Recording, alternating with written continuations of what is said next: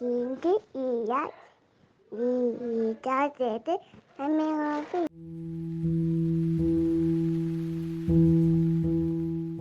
Once upon a time, in a large sunny forest filled with tall trees and buzzing bees, there lived a clever jackal. This jackal had a friend, a big, gentle camel. The camel was a soft, sandy color, like the desert where he once lived, and he had big, friendly eyes. The jackal, on the other hand, was small and had a shiny coat that sparkled under the sunbeam.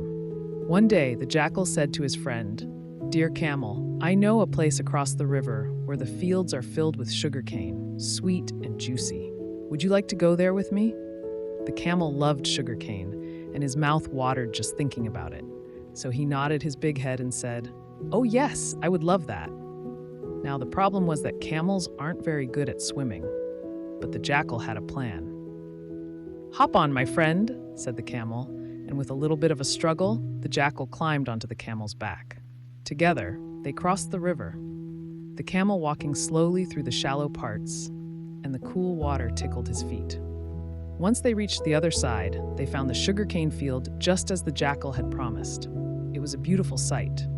The sun was shining brightly, making the sugarcane glow like golden rods. The camel munched happily on the sugarcane, and even the jackal tried a bit, although he preferred his usual tricky treats. After eating their fill, the jackal thought of a naughty plan. He whispered to himself, "Now that my belly is full, it's time for some fun." He started howling loudly, just for the mischief of it. "Why are you making such a noise?" asked the camel, a bit startled. "I have this habit," replied the jackal with a sly grin. "After every meal, I can't help but sing out loud. It's just what I do." The farmers, hearing the jackal's loud howls, came running to the field. They saw the camel and the jackal causing a ruckus and eating their sugarcane.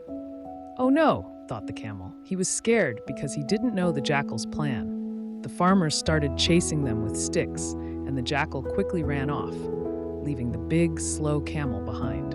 The camel tried his best to run, but he was not as fast as his little friend.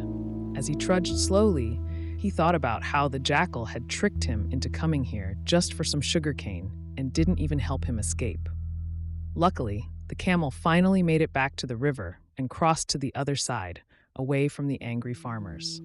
He was safe, but very tired and a bit sad about what the jackal did. From that day on, the camel decided to be more careful about following plans that sounded a bit too good without thinking them through first. And as for the jackal, he learned that playing tricks could sometimes lead to trouble, especially with friends who trust you.